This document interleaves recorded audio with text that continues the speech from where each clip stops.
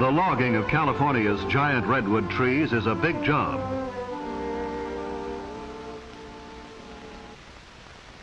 Even before the trees are felled, a railroad has to be built to take the trees to the mills to be cut into lumber. Surveyors lay out the lines that are followed by the railroad. The ties and the rails are laid even before the trees are felled. The X means that this tree will itself be used in moving other trees as soon as they are brought down and cut into logs.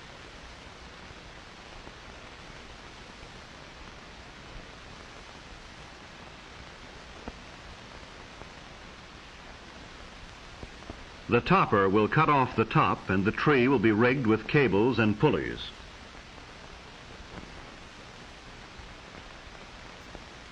For most people, a job like this would seem too dangerous, but then logging is a hard and dangerous work, and these men take pride in their strength and courage.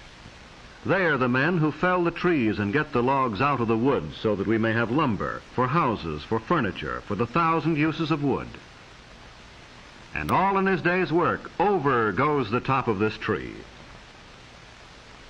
The job of logging is well underway. Donkey engines are brought up to lift the big logs, haul them around and place them on railroad cars. Heavy cables and huge pulleys are needed to lift logs weighing up to 50 tons. The actual felling of a tree begins with the making of a scaffold for the axemen to stand on as they work. Then they begin their cutting their way into trees that may be as old as our civilization. For the redwood trees of California are probably the oldest of living things. The redwoods that grow along the coast live to be 2,000 years old. They are young at 350 years, they are mature at 1,000 years, and they reach old age at 1,500 years.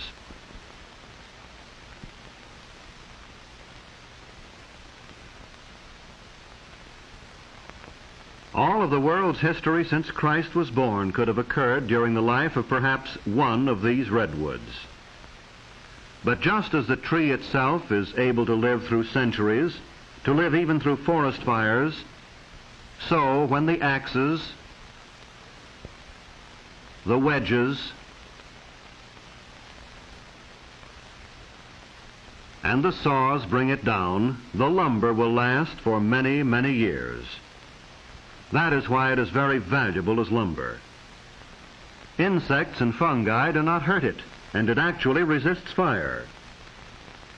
So the saws keep working and the axemen bring the tree down, figuring the fall carefully so as not to hit other trees and splinter the wood. When the cutting is finished, the men get away fast from the base of the tree as it falls, for sometimes trees twist or fall in a way not expected. But usually they fall just as the axemen figured, and sometimes the axemen figure very closely, closer than one would imagine. So down they come, some of the world's oldest, biggest, and tallest trees. Trees that grow over 350 feet high. Trees that may be over 20 feet thick at the base. Trees that are so big that more than 20 houses can be made from just one tree. But don't think these giants are being completely destroyed. Many of the oldest and the biggest of the redwoods are being saved. Parks with thousands of acres of redwoods are set aside for our enjoyment.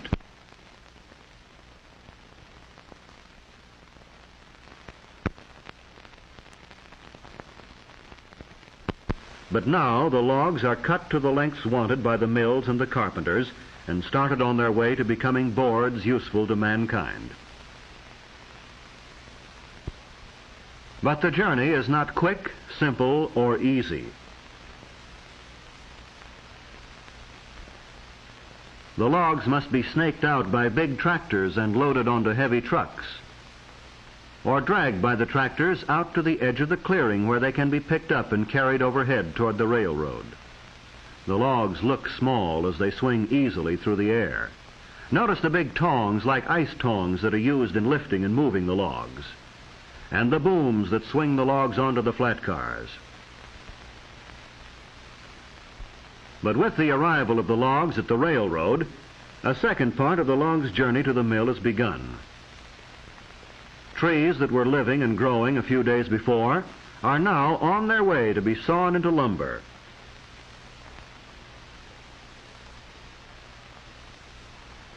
These coast redwoods are used for lumber, but there is another species of redwood which is not.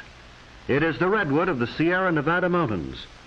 The scientific name for both is sequoia, the name of a famous Cherokee Indian. The Sierra redwood is even bigger than the coast redwood. It grows to be as much as 40 feet thick at the base, and it lives longer. It may live to be 4,000 years old. Redwoods are today native only to California and a small section of Oregon. But thousands of years ago, they were to be found throughout Europe and Asia. They grew in countries that are now cold, but were at one time warm. Places like Alaska, Iceland, and Greenland.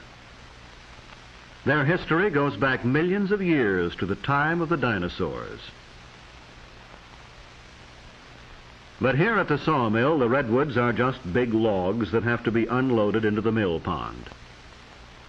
And the straight arm that is used in football is found here to be simple and efficient. Trainload after trainload comes to the mill to meet the huge demand for redwood in this country and abroad. The demand for a wood that will not rot, that termites will not eat, that fire cannot easily burn.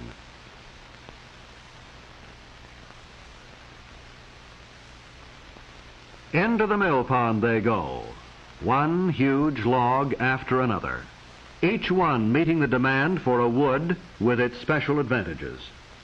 Here are the timbers that won't rot in wet mines, or the railroad ties that won't catch fire when burning cinders fall on them.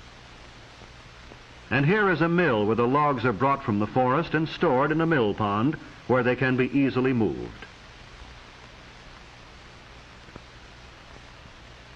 As fast as the mill can cut them, they are floated over to the conveyor belts and brought up into the mill. The bark is removed and ground up for use as an insulating material against heat. Then the big saws begin cutting off enormous boards. The whole log is moved past the bandsaw as each board is cut. The log moves back and then comes forward for the cutting of the next board.